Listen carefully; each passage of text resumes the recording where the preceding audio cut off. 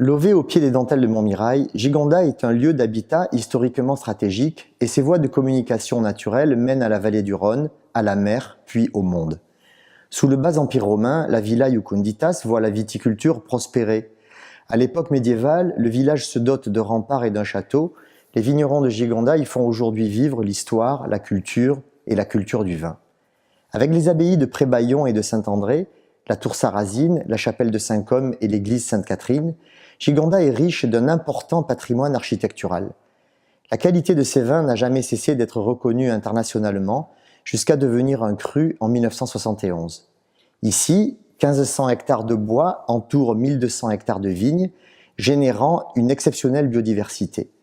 Le plus grand conservatoire du monde pour le cépage Grenache a été planté par les vignerons de Gigondas, dont la profondeur de savoir-faire explore sans cesse le potentiel de ce terroir exceptionnel.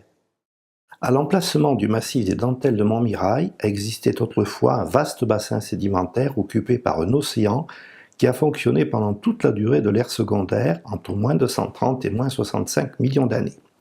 Les premiers sédiments sont des calcaires, du gypse et du sel, déposés dans un contexte de grande aridité.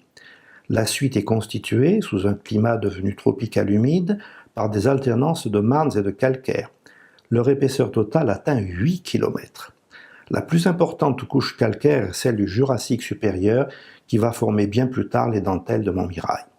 Au début du tertiaire se produisent des événements tectoniques de très grande portée.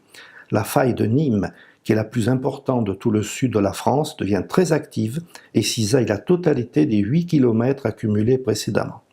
Le gypse et le sel, devenus fluides sous l'effet de la pression exercée par les marnes et les calcaires, remontent sur le trajet de la faille et provoquent d'intenses déformations. Les calcaires du Jurassique supérieur sont redressés à la verticale. C'est ainsi que naissent les fameuses dentelles de Montmirail. Une fois le massif mis en place, une mer de la fin du tertiaire occupe la vallée du Rhône, ce qui favorise le dépôt de sable connu en Provence sous le nom de safre. Enfin, au cours du Quaternaire, les alternances de périodes glaciaires et chaudes favorisent le transport de puissants éboulis depuis le massif jusque dans la plaine, où il constitue un cône de déjection très vaste connu sous le nom de cône de la Font des Papes. À la fin du tertiaire et plus précisément au Miocène, le massif des dentelles de Montmirail constitue déjà un relief très significatif dans le paysage.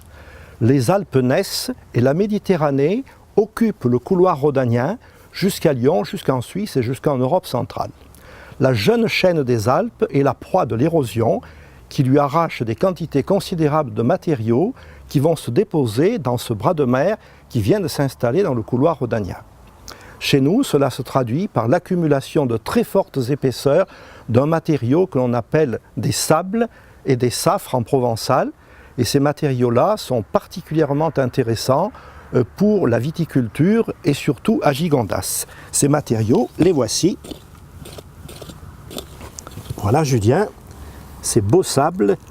Et vous allez pouvoir nous dire quelle est leur caractéristique et leur qualité s'agissant de la vigne et du vin. Ces fameux sables donc, sont des terroirs très particuliers de Gigondas. Pour moi, on est réellement sur un terroir de finesse. On est pour nous localisé sur une bande qui va à peu près du nord-est de l'appellation jusqu'au sud-ouest. On est souvent au pied des versants, au pied des reliefs. Et donc on a déjà, au niveau microclimatique, une particularité, c'est qu'on est sur des microclimats frais, avec de l'ombre le matin et des expositions plutôt au couchant. Tout ça fait qu'on a des maturités qui sont un petit peu plus tardives et donc on le retrouve un petit peu dans les vins. Alors évidemment, en termes de texture de sol, là on le retrouve complètement, c'est vraiment un sable qui glisse entre les doigts, on est sur quelque chose de très fin en termes de grains. Ce sol-là, du coup, est assez meuble, drainant et assez perméable, donc c'est des sols qui sont faciles à travailler. On peut rentrer dans les parcelles après les pluies assez rapidement, donc ça a quand même certains avantages au niveau travail du sol. Et puis évidemment au niveau texture, ce grain de sable très très fin, on le retrouve dans les vins. On est sur des vins notamment avec le Grenache, avec de l'élégance. On est sur des structures tanniques plutôt assez modérées, des couleurs également assez modérées mais par contre très lumineuses. Une très belle aromatique qui est un petit peu renforcée par cette fraîcheur des microclimats. Et donc on est sur des vins qui ont un potentiel de garde assez important. Ouais, on a peut-être un peu de raisin cette année.